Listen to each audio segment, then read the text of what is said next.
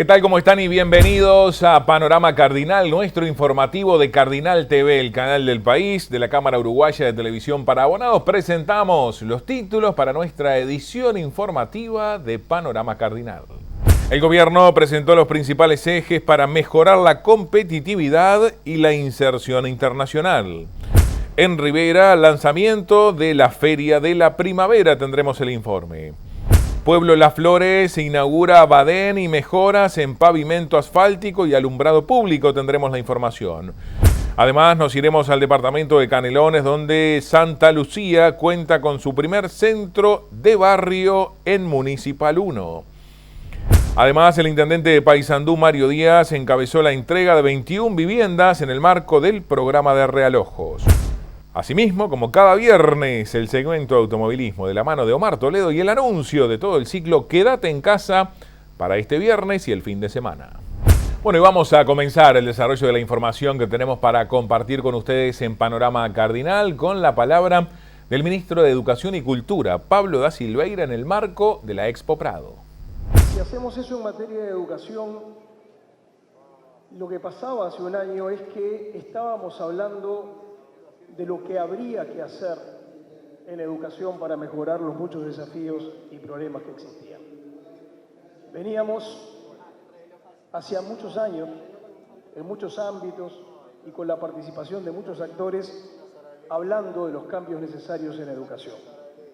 De hecho, la propia Confederación había impulsado algunos de esos diálogos. Estábamos tratando de acordarnos con Gerardo, pero la primera vez fue algo así como hace 8 años, creo, Diego, que estábamos empezando ese diálogo, y otros que se dieron en muchos otros ámbitos, con mucha clase de organizaciones, en la sociedad civil, y que dieron lugar, por ejemplo, al nacimiento de iniciativas como EDUI 21. Bueno, la gran diferencia respecto de hace un año es que ahora no estamos hablando de lo que habría que hacer, estamos haciendo cosas. Por primera vez en mucho tiempo hay una dinámica en funcionamiento que está generando modificaciones en un paisaje educativo que lo venía pidiendo desde hace mucho tiempo. Una parte grande de esos cambios se produjeron con la aprobación de la Ley de Urgente Consideración.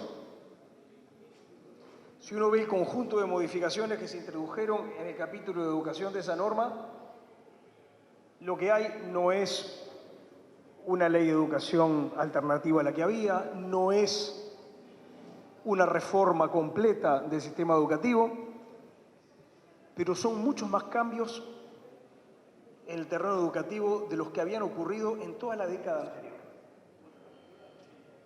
Cambios que van desde la transformación de la gobernanza de la educación, por ejemplo, la idea de que los consejos desconcentrados dejen de existir y den lugares a direcciones unipersonales, es ley, está vigente.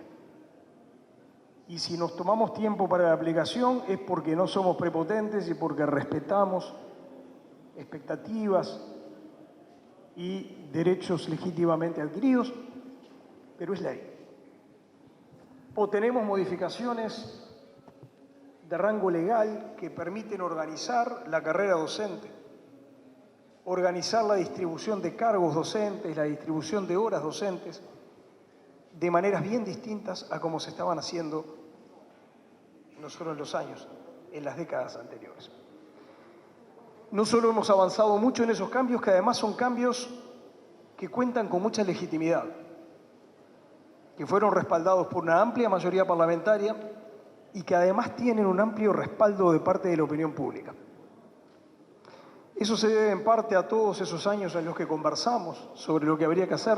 Eso fue generando entre todos una conciencia muy extendida de la necesidad de introducir transformaciones.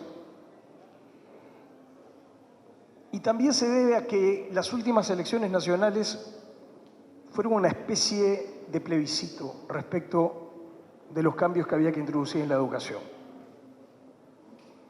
A veces, es algo que conversamos muchas veces con el presidente de la República, estábamos en campaña electoral y nos decían, no cuenten tanto, No digan que están pensando en eliminar los consejos y crear direcciones unipersonales, porque lo que van a hacer es generar que los ataquen y que los critiquen.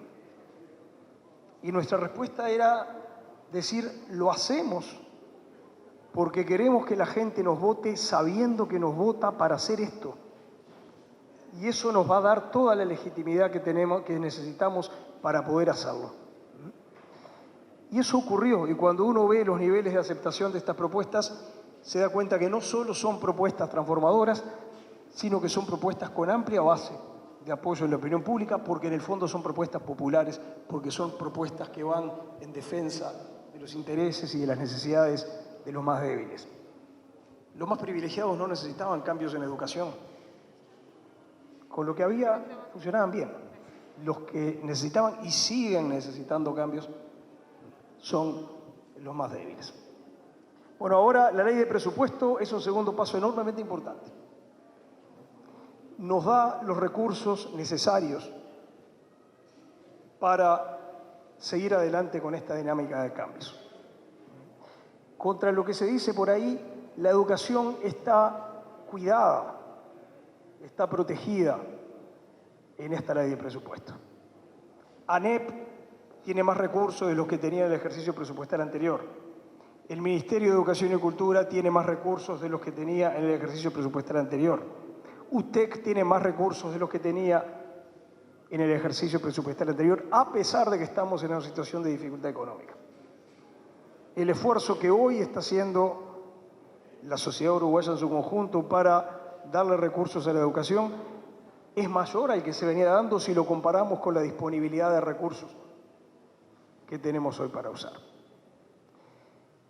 Esto no significa que esté nada hecho ni nada ganado de antemano,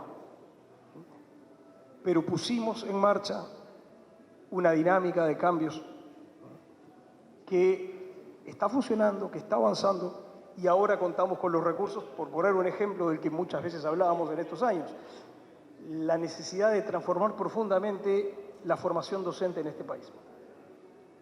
Tenemos una estrategia consensuada dentro de la coalición de gobierno para superar un bloqueo que duró más de una década. Recuerden ustedes 2 intentos de crear una universidad de la educación que fracasaron. Como seguirían fracasando intentos de ese tipo porque requieren mayorías parlamentarias muy difíciles de lograr. Tenemos una estrategia alternativa y ahora con esta ley de presupuesto tenemos los recursos para poner en marcha esta estrategia alternativa. Además de eso, esta dinámica de cambios que está en marcha es una dinámica que se hace coordinando y conversando. Todos sabemos que el Uruguay tiene una estructura muy particular de gobierno de la educación, que incluye un régimen muy estricto de autonomías, que no tiene sentido discutir porque está en la Constitución y que respetamos. Pero a veces esas disposiciones constitucionales se leyeron como si estuviera prohibido conversar, como si estuviera prohibido coordinar políticas, por ejemplo, entre ANEP y el Ministerio de Educación. Y eso no está prohibido. Y eso se puede hacer constructivamente al mismo tiempo que se respeta la autonomía. Y felizmente estamos avanzando mucho en eso. Yo voy a poner solo un ejemplo para no ser largo. Todos sabemos que el Uruguay tenía ese instrumento sumamente interesante que es el Plan Ceibal. Un instrumento en el que se volcó mucho dinero, unos 600 millones de dólares en los 12 años anteriores al año actual. También en la Expo Prado habló el ministro de Trabajo y Seguridad Social, Pablo Mieres. Yo creo que es inevitable, lo hizo Azucena y sin duda yo también lo voy a hacer, cuando uno hace referencia a que hemos transitado 6 meses de gobierno, hacer la referencia ineludible a que enfrentamos un episodio que a los 12 días de haber asumido trastocó fuertemente todos los planes de la agenda. Y en ese sentido hubo que tomar decisiones muy rápidas, muy contundentes, con el foco puesto en la pandemia y sobre todo en dar respuesta a los daños colaterales que ésta producía. En particular, hubo un impacto inmediato en la situación del empleo, que además ya estaba muy afectado desde hacía al menos 3 o 4 años. En febrero de este año, antes de la pandemia, la desocupación ya había llegado nuevamente a los 2 dígitos y era la más alta desde el 2007. Se habían perdido 50.000 puestos de trabajo y había alrededor de 48.000 trabajadores en el seguro de paro. En los primeros 15 días del mes de marzo se habían presentado solicitudes al seguro de paro por 8.000 trabajadores y en los 15 días siguientes fueron 80.000 las solicitudes de ingreso al seguro de paro. Por lo tanto, los primeros meses el Ministerio de Trabajo tuvo que dedicar casi todas sus energías y las decisiones a enfrentar la pandemia referida a los costos sociolaborales que enfrentábamos. Seguro de paro parcial, seguro de paro flexible, subsidios por enfermedad para cuarentenados y mayores de 65 años, seguro por enfermedad profesional para todos los trabajadores de la salud, médicos y no médicos, regímenes especiales de todo tipo para la cobertura del seguro de paro, acuerdos tripartitos para establecer protocolos de trabajo en cada sector de actividad y proyectos de ley para sostener a los sectores más particularmente afectados. Y la verdad que podríamos seguir con la lista porque es muy larga y la dedicación fue muy intensa.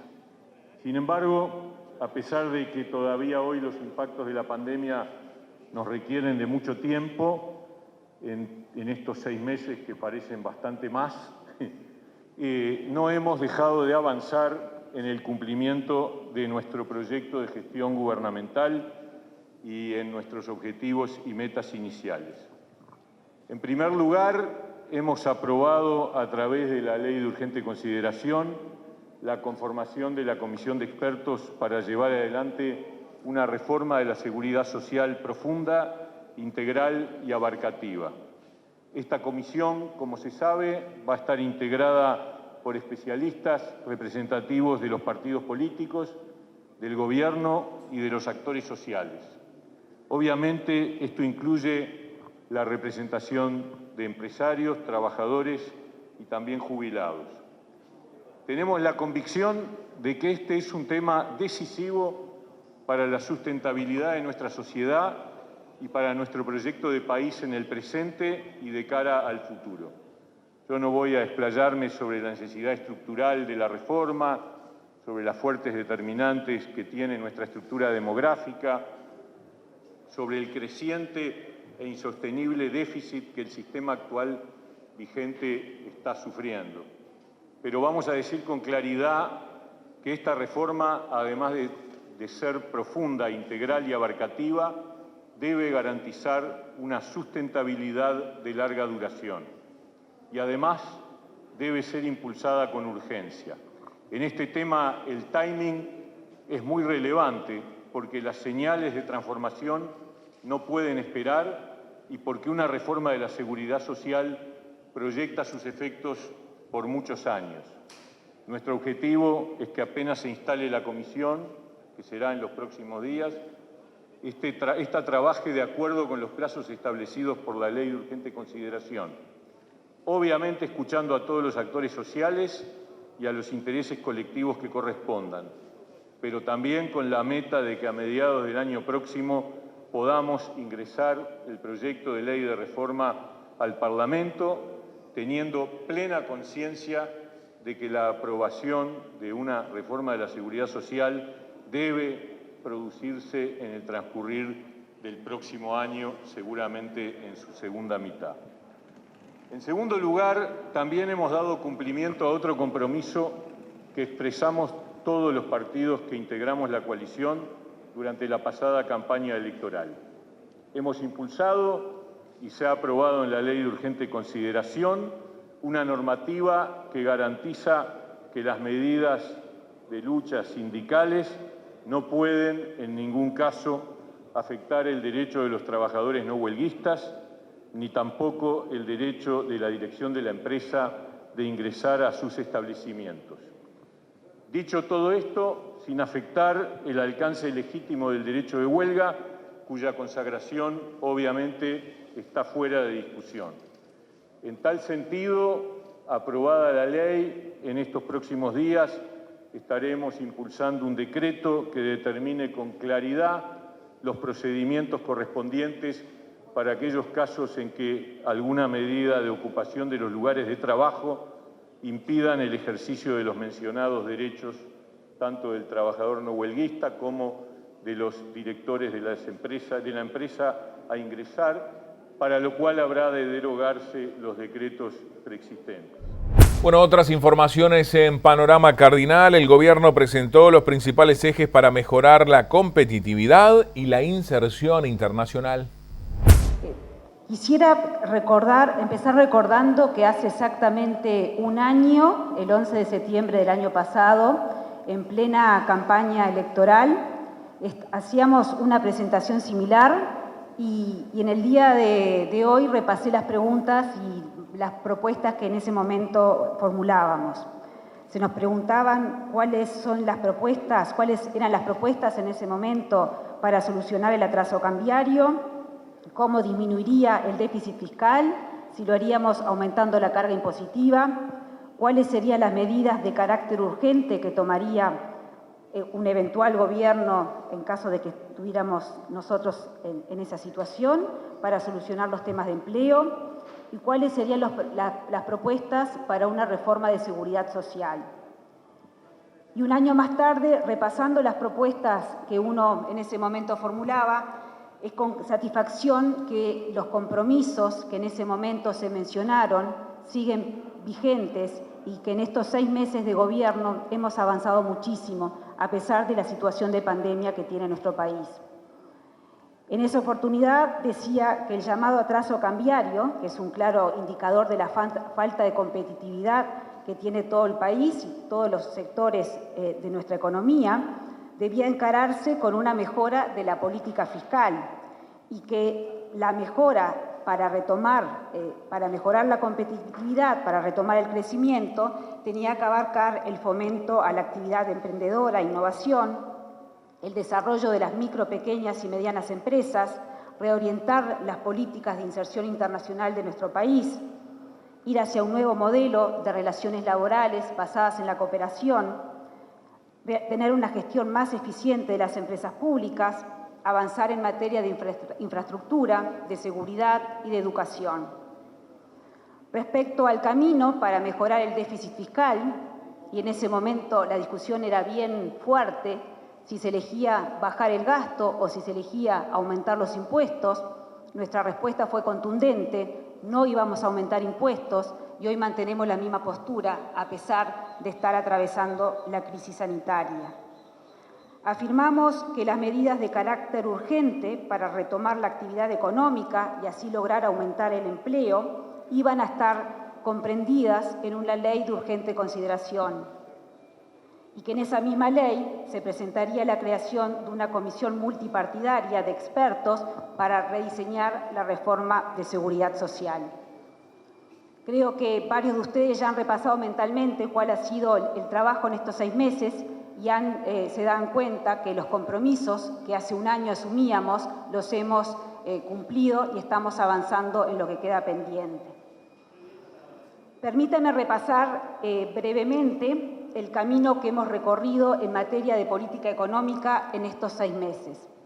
Y ahí es inevitable hacer un paréntesis en lo que ha sido la pandemia este año y cómo el Uruguay ha enfrentado la situación de coronavirus.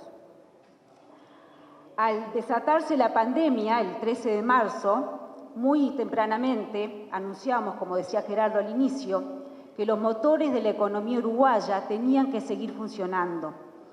Nuestra postura fue clara: no íbamos a ir a una cuarentena general y la economía tenía que seguir su actividad aunque fuera a un ritmo más lento. Obviamente la incertidumbre en ese momento era muy grande, cuáles eran los efectos sanitarios y por lo tanto también económicos de la pandemia, pero claramente veíamos que se trataba de un shock que iba a ser transitorio y que iba a tener una caída pronunciada, pero también una recuperación pronunciada. Y sobre esa base es que se implementaron un conjunto de medidas sanitarias y económicas. En lo que tiene que ver con lo económico, se otorgaron subsidios en los aportes patronales, se dilataron en el tiempo algunos pagos de impuestos, haciendo siempre especial hincapié en las empresas más pequeñas y las medianas. El Banco Central autorizó el atraso, la extensión de los plazos para pagar sus créditos, y el Banco República, así como otras instituciones en plaza, se sumaron a esta iniciativa. Bueno, avanzamos con más información en Panorama Cardinal. Proponemos una pausa. Luego de la misma continuamos con la recorrida informativa por todo el país. Uruguay tiene el privilegio de estar entre los mejores países del mundo en controlar el coronavirus. Juntos elegimos el camino de la libertad responsable y así superamos el quédate en casa. Ahora viene una etapa mejor, con más libertad y movilidad. Pero también con más riesgos. Y por eso ahora vamos a redoblar el compromiso. El distanciamiento físico sostenido de 2 metros es la herramienta más importante de la nueva normalidad. Si hay 2 metros, estamos seguros. 2 metros. 2 metros. 2 metros de distancia sostenidos siempre. Y además, tapabocas afuera del hogar, higiene de manos siempre y ventilar lugares cerrados. Mientras no exista la vacuna, la mejor defensa son los 2 metros. 2 metros. 2 metros. 2 metros para mantener el resultado. ¿Alguna vez te pusiste a pensar lo que pasa cuando dejas de pagar para ir al cine o a un concierto? ¿Y cuando no pagás para ver tu serie favorita o tu equipo en la cancha o en el living? Un montón de puestos de trabajo se ven en peligro. Pero no solo se ve perjudicada la industria, también te perjudica a vos. Cada vez que pensás que ahorrás por no contratar un servicio oficial para ver tus contenidos, pones en peligro tu seguridad cibernética. Crees que por un par de veces no pasa nada, pero cuando entran en tus dispositivos, tienen acceso a todos tus datos. Controlan tus contraseñas y con eso tu mail, tus redes sociales, tu respaldo, tu información bancaria y toda tu nube. Además, estás cometiendo un delito. Suscríbete a servicios oficiales para disfrutar del entretenimiento de forma legal y segura. No fomentes la piratería. No fomentes la piratería. No fomentes la piratería.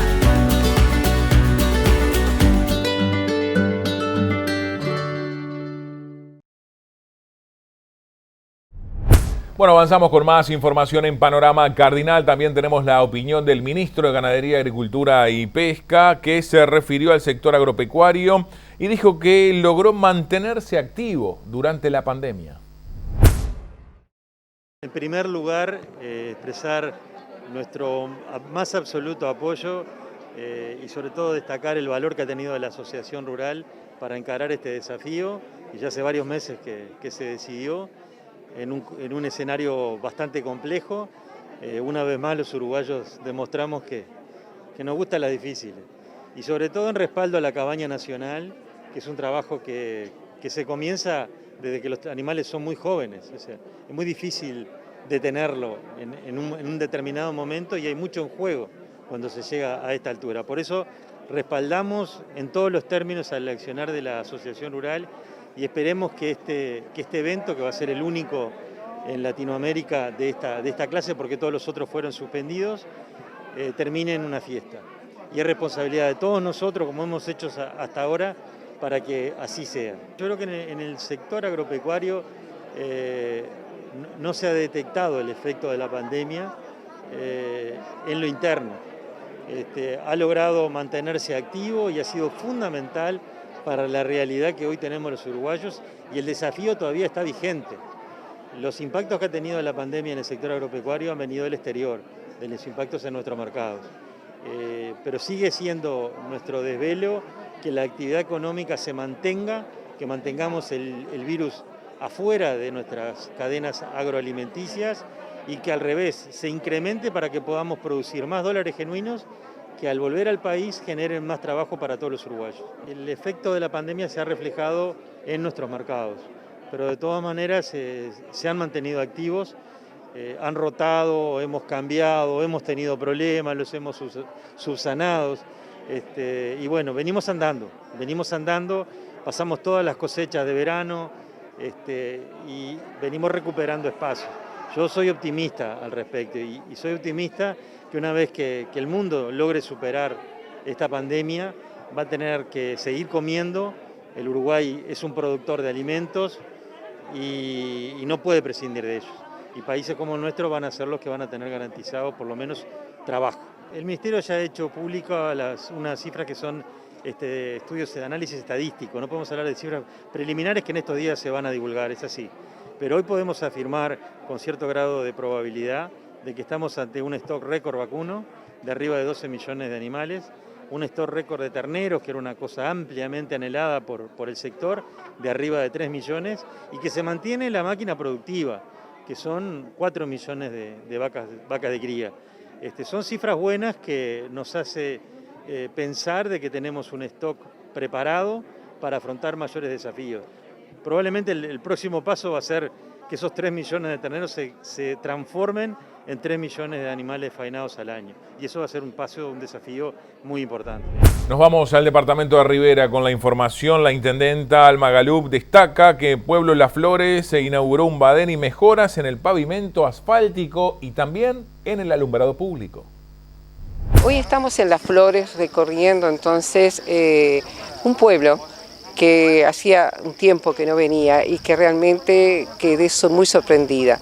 Primero porque está precioso, yo creo que se ha engalanado, la gente ha pintado sus casas, nos ha recibido muy bien, se ha extendido enormemente, me informaban que hay más de 1.100 personas acá en el entorno.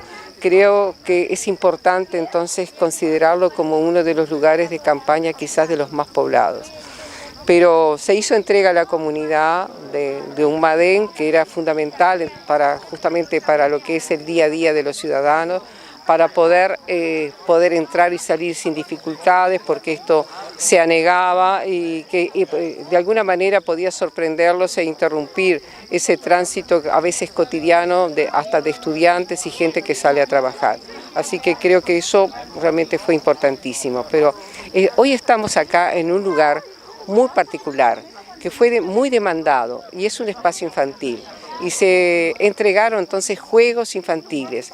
Lo interesante es que eso fue construido en la cantera con material descartado y se recicló a estos efectos. Entonces creo que tiene un doble propósito.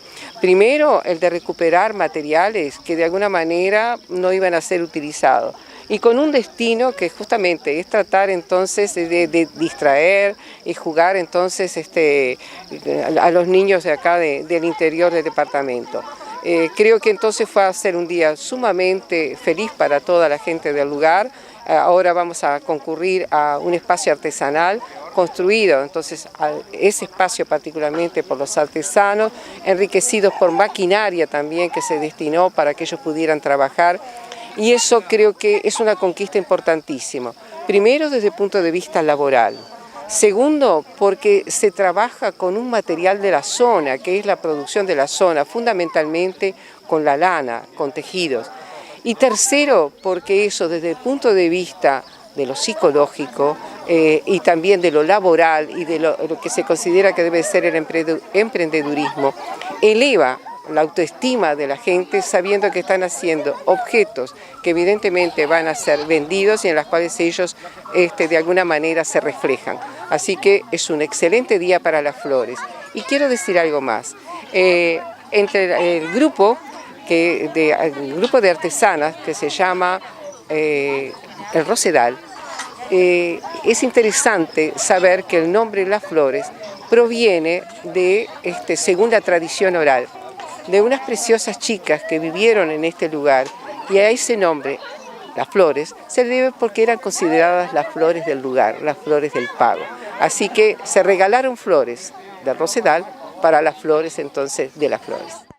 Bueno, como la principal obra que recientemente la habíamos terminado, digamos este badén, que era un badén muy solicitado por la población de la localidad, ya que bueno, cada día lluvioso era un tema. Recordamos que este camino nos conecta con Ruta 44 y Ruta 44 nos conecta a Mina de Corrales, por lo tanto es un camino importante y bueno, felizmente lo pudimos concretar, una inversión de cerca de los 2 millones de pesos, a lo cual bueno, le tenemos que sumar todo el recapado, o sea, una nueva capa del tratamiento asfáltico que se le hizo a la calle principal, la arteria principal de Las Flores. Por supuesto también estuvimos haciendo obras de alumbrado, por lo tanto la localidad queda cerrada, a lo cual se le suma toda la obra de caminería, ¿no? El mantenimiento de caminería que le hacemos habitualmente, que en este caso incluye la obra del Badén, una obra de aproximadamente 6 kilómetros de mantenimiento de caminería, así que bueno, una obra que quedó redondeada, una localidad que queda bien trabajada y bueno, de todas formas venimos por más, tenemos planificado intervenir aún más en Las Flores, digo, algunas calles internas también tenemos en carpeta el tratamiento asfáltico, así que bueno, seguimos avanzando y el asfalto sigue llegando al interior del departamento. Bueno, también en Rivera destacamos el lanzamiento de la Feria de la Primavera. Este 9, 10 y 11 de octubre se realizará en la Sala Cultural de Antel una feria muy especial.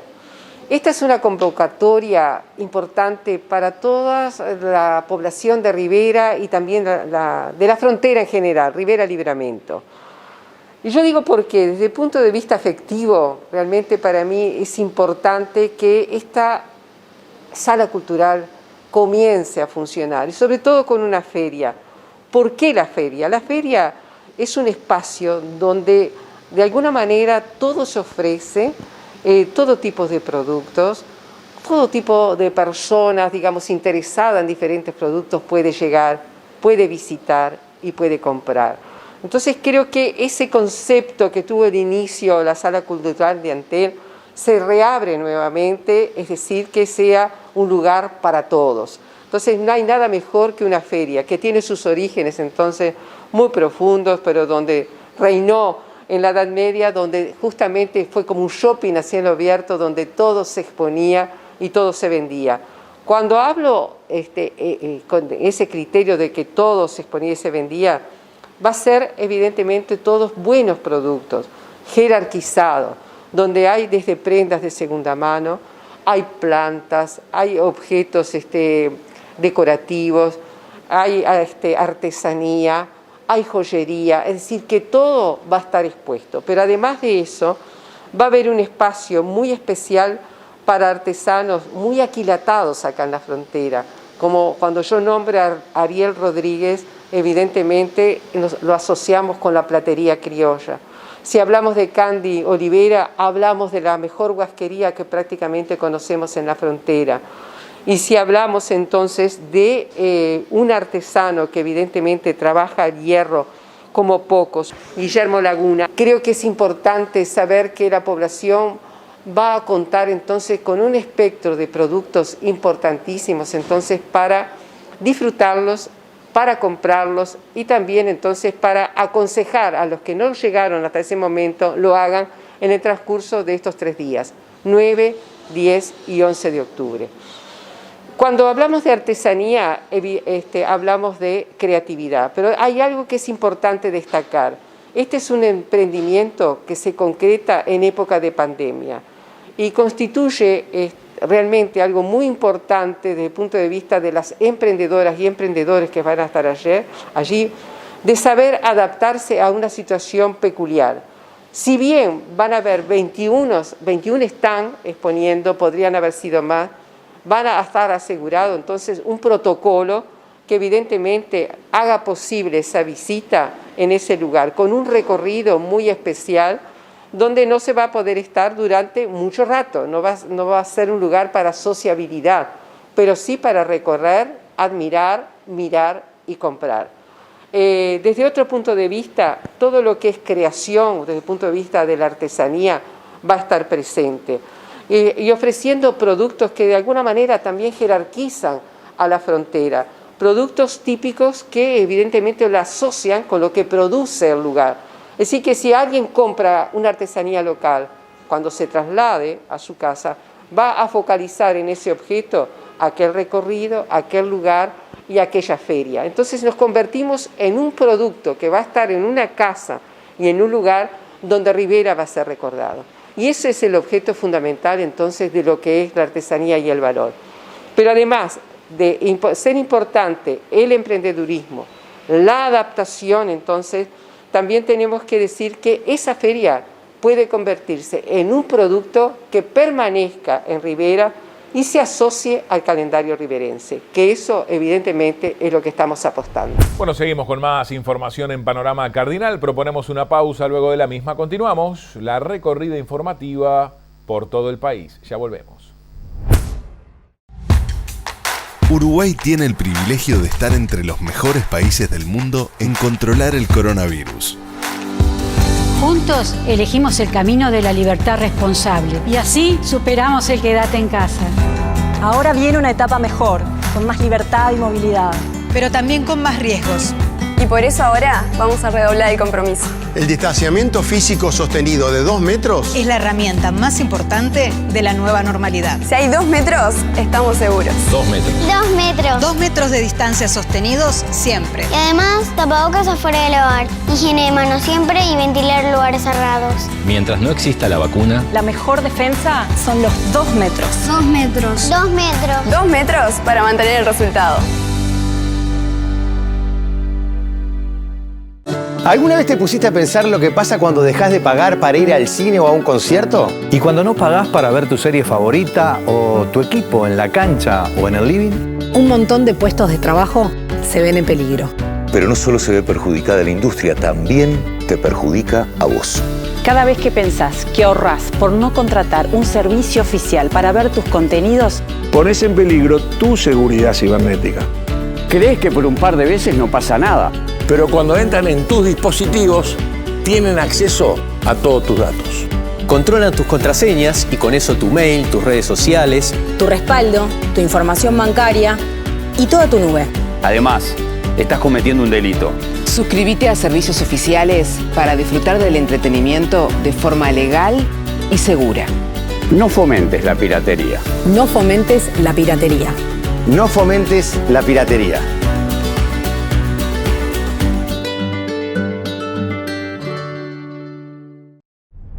Bueno, avanzamos con más información en Panorama Cardinal. Nos vamos al departamento de Canelones, donde Santa Lucía cuenta con su primer centro de barrio en Municipal 1. Hacía mucho que estábamos esperando este momento. El centro de barrio se entregó en marzo, fines de marzo, y bueno, en realidad todo este tema de las medidas sanitarias y demás hicieron que demore bastante este momento, entonces fue como que es más lindo todavía por todo lo esperábamos. Esta obra está enmarcada en un proyecto de mejoramiento barrial del Ministerio de Vivienda en convenio con la Intendencia y efectivamente es la obra anticipada. Los proyectos tienen previsto poder realizar algo por obra anticipada y bueno, lo que se pudo hacer en Municipal 1 fue el centro de barrio. Y bueno, es un momento súper importante porque a la vez sucede en el medio de las obras de todo el resto del proyecto que ya están en curso, que traen bueno el saneamiento, viviendas nuevas, mejoras en las calles, la regularización completa de parte de este barrio que es enorme, y es una primera partecita de un montón de cambios. Diría que se puede definir como algo increíble, como algo como maravilloso, porque en realidad ahora lo charlábamos, ¿no? Han pasado muchos años, ha sido un proceso en algunos aspectos largos, en otros siempre depende de con qué se compare, ¿no? En otros aspectos ha sido muy rápido, entonces bueno, han participado muchos técnicos, muchas técnicas, y los vecinos en realidad, y las vecinas han realizado aportes diferentes. Es muy emocionante. Ahora para preparar este momento hacíamos un repaso de fotos y es increíble todo lo que moviliza porque se han vivido muchos momentos muy lindos, muy complejos, momentos duros también, momentos difíciles también, pero bueno, en realidad lo que prima es la emoción, es la alegría y es como un sueño hecho realidad. realmente. La verdad que estamos muy contentos, ha sido muchos años de vueltas, de espera. Nosotros con los talleres del área de formación arrancamos en la piecita chiquita, arrancamos mucho con actividades también en la unidad de animación, haciendo en el barrio, donde no había nada, había muchas ideas y ahora verlo materializado realmente estamos muy contentos. Este año retomamos ya con lo que está la bartería, peluquería, maquillaje y corte y confección. Y la idea, el año que viene poder sumar otras propuestas también, pues teníamos crochet y ahora la profe se jubiló y la idea es poder año a año ir sumando también en base al interés de los vecinos. Luego de la pandemia ahora estamos arrancando, se inaugura hoy y mañana ya arrancan los talleres, así que estamos muy contentos con eso y después también con varias actividades que de a poco y mientras la pandemia nos vaya dejando, estamos armando ya con la unidad de animación, varios eventos y demás. Talleres también en coordinación con diferentes colectivos, como es el colectivo Ubuntu, que hay un taller de candombe para avanzados, principiantes y demás. Y ahora también estamos como abriendo la cancha para poder compartir con diferentes propuestas que se quieran sumar. Hay talleres para adolescentes y más allá de las propuestas o talleres semanales, también propuestas abiertas, actividades y demás que poco a poco se puede ir enganchando. Y siempre los importantes son los vecinos que quedan, que se suman y que saben, pero saben de verdad, que no importa vivir atrás del cementerio, que la comisión de vecinos va a ser la que hace que estas cosas sucedan, que estas cosas se realicen, y son los que nos mueven a nosotros. Y a veces por ahí escuchamos que los políticos esto, que los políticos lo otro. ¿Saben para qué sirven los políticos? También para hacer concretar los sueños, para hacer la felicidad de la vecina y los vecinos. Por supuesto que las cosas y los tiempos son diferentes de la gente que de las instituciones, y a veces hay falta de plata, a veces es un tema burocrático, de administración o de planificación, pero que las cosas suceden. Acá, estas 16 familias hoy puedan decir, tengo lo mío, acá hay regularización, hay realojos, hay este hermoso local donde van a pasar cosas que solamente ustedes pueden manejar o soñar. Yo veo al equipo de cultura allí, yo sé que los talleres también van a traer la dignidad al barrio, también van a traer el que las vecinas y los vecinos se junten, sueñen como al principio, pero sobre todo concreten la dignidad de un barrio que se merece lo mejor. Gente trabajadora, gente que supo esperar, gente que soñó y luchó por las cosas que hoy le estamos entregando desde la institución o la institucionalidad. Por lo tanto, quiero sentirme feliz con ustedes. Nos sentimos felices con ustedes. Sabemos lo que significa, pero también sabemos que tenemos que seguir trabajando juntos. No se terminó, acá hay mucho para hacer, pero sobre todo nos vamos a ir, porque hay algo que a mí, para terminar, me encanta decir: la fiesta a veces no empieza cuando uno llega. Acá hay mucha gente que ha trabajado, mucho equipo, mucha cabeza, pero sobre todo mucha paciencia de la vecina, de los vecinos y las vecinas. A disfrutarlo. De Canelones nos vamos al departamento de Paysandú, donde el intendente encabezó la entrega de 21 viviendas en el marco del programa de Realojos. Siempre decimos que quizás de los hechos más relevantes para nosotros como gobernantes, que estamos acá de una forma circunstancial, porque seguramente, la vida quién sabe lo que nos depara, siempre decimos que uno de los hechos que más satisfacción nos genera es entregar vivienda.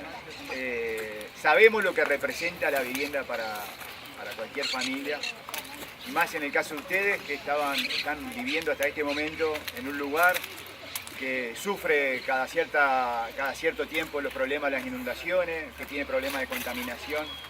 Entonces, poder estar de alguna forma colaborando, cooperando y trabajando para mejorar la calidad de vida de ustedes debe ser de los hechos más importantes que tenemos y que sentimos como el objetivo central de nuestra labor, ¿no? O sea, el resto de lo que hagamos, digamos, pasa a ser absolutamente secundario. O sea, si no estamos acá para trabajar, para mejorar la calidad de vida de la gente, lo que hacemos no tiene ningún sentido.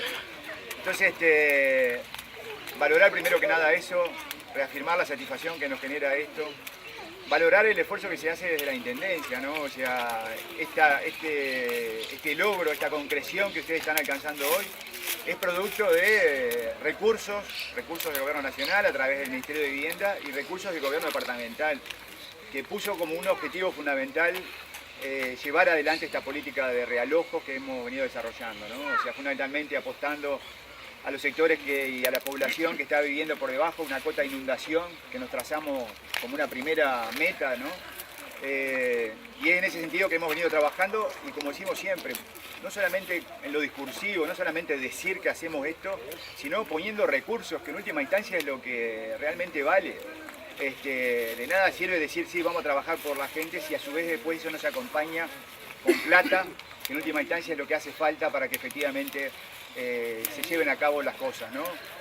Siempre decimos, ¿no? Como gobernante lo que tenemos que hacer permanentemente es definir prioridades y estar optando por un conjunto de opciones. Uno tiene que definir entre muchas cosas que tiene que hacer y tiene que definir prioridades. Y bueno, esta fue para nosotros una de las prioridades y eso implicó que en su momento, por ejemplo, lleváramos adelante la adquisición de este inmueble, la compra de este terreno para que se pudiera llevar adelante al realojo. Obviamente las gestiones ante el Ministerio de Vivienda para que estas cosas se concreten. El personal que trabajó durante todo este tiempo, el personal que ustedes ya conocen, de la Intendencia, pero también el personal, oficiales, albañiles y demás que estuvieron trabajando en lo relacionado con las obras. En fin, todo lo que tiene que ver con la caminería, la iluminación, un montón de recursos que desde el gobierno departamental hemos puesto para que esto se concrete. Estamos convencidos de que hay que seguir en esta dirección.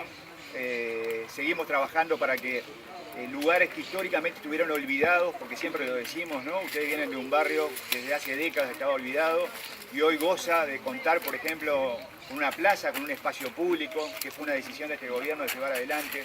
Se van a venir a vivir a un lugar en el cual van a tener al lado el parque municipal, que estamos reformando, mejorando, recuperando, lo cual va a garantizar para vuestros gurises, para los chiquilines de ustedes, tener acá un espacio público de primera calidad cuando se termine la obra. Así que, en fin, simplemente decirles que para nosotros es una satisfacción, es una alegría compartir con ustedes este momento. Me imagino que para ustedes será un momento de mucha emoción también, cambiar situaciones que vienen viviendo desde hace muchos años por pasar a vivir en una vivienda digna como todo ciudadano se merece, ¿no? Bueno, avanzamos con más información en Panorama Cardinal. Bueno, nos vamos al departamento de San José con la información donde asumió la nueva directora departamental del MIDES, Carmen Ávalo. El informe de nuestros colegas de Canal 9 de San José. Esperando este día tan ansiado, con todo lo que estaba diciendo Alejandro, de todos los trámites administrativos que tuvimos que sortear y bueno, esperando lineamientos claros y para arrancar con todos en el departamento. ¿Se ha podido conversar algo ya de cuáles serían esos lineamientos, a grandes rasgos al menos? No, en este momento nos vamos a empezar a reunir. ¿Se pudo poner al tanto de cómo venía trabajando anteriormente la dirección? ¿Ha tenido acceso a material que haya dejado la administración anterior? Sí, estuve en contacto con el material que dejó la anterior directora Soledad Díaz. Sin duda, los lineamientos estamos esperando que sean claros y concretos de acuerdo al territorio y a la realidad, que no podemos olvidar que enmarcada en esta emergencia sanitaria modifica muchas cosas. Más allá de los lineamientos de trabajo, cada persona tiene su impronta. En función de la experiencia suya en los campos en los que se desempeña, por ejemplo el INAU, estará así seguramente en contacto con familias, con situaciones complejas. ¿Qué le aparece en el horizonte como asuntos que observe del departamento prioritarios o importantes de trabajar? No, sin duda lo que es infancia y gente en situación de vulneración de derechos es lo primordial, asociado también a todo lo que es violencia de género, ¿verdad? Bueno, también como cada viernes en Panorama Cardinal presentamos el anuncio de los artistas que estarán este viernes y el fin de semana en el ciclo Quédate en Casa. Hola amigos, les habla Walter Molinari y quería invitarlos el viernes 11 de 20:30 a 21:30 por Cardinal TV, el cable para todo el país, por Facebook de Cardinal TV y por internet por Vera TV. A toda cumbia, viernes 11 de septiembre. Los esperamos ahí. Arriba nos vemos. ¿Qué tal amigos? Les habla Pablo Silvera, vocalista de Simuladores, y era para invitarlos el próximo 12 de septiembre, 20:30 horas a 21:30 a través de Cardinal TV para todo el país, por internet a través de Cardinal y Vera TV y también el Facebook de Vera TV. También nosotros estaremos transmitiendo desde nuestro Facebook Simuladores de Canelones para llevarles a ustedes la música 100% en vivo de Simuladores, con los temas propios Déjala Vivir, La Distancia, el último éxito Que no, y algún éxito más de la música tropical. Los espero sábado 12 de septiembre, 20:30 horas por Cardinal. Amigas y amigos, les hablan Javier y Héctor del grupo Los Criollos. Los queremos invitar para el próximo sábado 12 de septiembre, 22:30 horas, a compartir algunas canciones en vivo de nuestro repertorio. Bueno, nos podrán ver a través de Cardinal TV, cable para todo el país, por internet, Vera TV, por el Facebook de Cardinal TV, el Facebook de Los Criollos también. Así que la invitación está hecha, los esperamos a todos a no perdérselo. Bueno, nos vemos. ¿Cómo están? Este domingo 13 de septiembre Sonora Palacio te brinda un en vivo brutal. ¿Dónde? En Cardinal, en el canal Cardinal que sale en Vera Más. No te lo podés perder. Domingo 13, 20 y 30 a toda música junto a Sonora Palacio, porque no nos van a callar, porque la música tropical va a seguir sonando para vos. ¡Chau, chau!